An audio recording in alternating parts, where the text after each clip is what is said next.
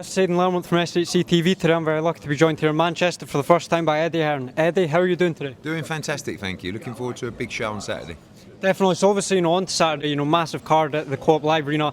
Sort of the winner will go on, potentially fight Theo for the full world title, or Theo vacate. What do you think will happen? Do you think he'll vacate, or do you think? Yeah, I think that he's going to look to try and have that unification fight, and that'll either be allowed, and then the winner's got to fight the winner of Saturday, or they'll just elevate the winner of Saturday. I think for Jack, you never really want to just get elevated, but at the same time, with everything that he's achieved, the people that he's beaten, you wouldn't begrudge him of that either. But this is a really top fight at 140 pound.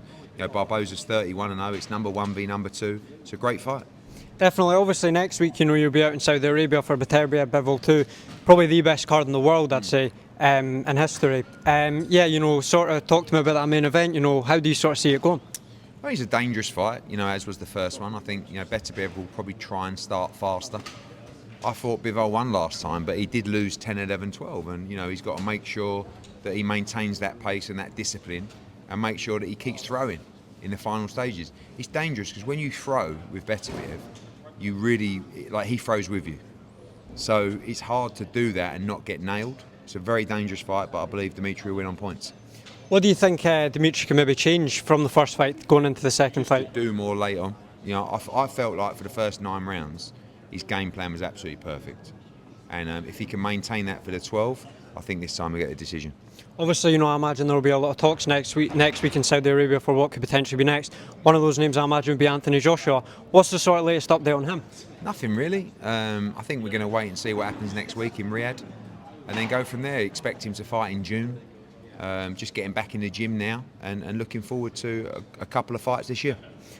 Is there anything you can say on the potential UK schedule, coming up, that fights that potentially aren't announced yet? Yeah, obviously for us in the UK, we've got Catterall Barbosa this weekend, then we've got Croc O'Donovan in Belfast March the 1st, Ben Eubank as well coming up, a couple of next gens, and then we will have one show in April, one show in May, and they should be announced maybe next week, but certainly soon after. Obviously you've seen Frank's cards announced, which is great for DAZN. We want to make sure we've got the better schedule, and it's going to stay friendly but competitive, and great news for subscribers. There's going to be a lot of UK shows. And last one for me, obviously, with that, you both, you and Frank both being on DAZN now, obviously, there still is that competition, but with those big cards being put together, how important would you say that is to the sport of boxing? We've seen the 3 cards Frank has announced. Obviously, there's a lot of cards that you've got going on.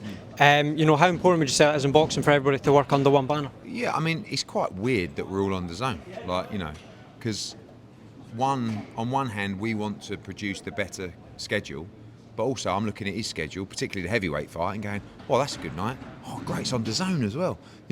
So when I'm reeling it off and I'm trying to drive subscribers for DAZN, the product's second to none. So it's great times, but obviously we want to be number 1. So does he, and I think that'll benefit fight fans.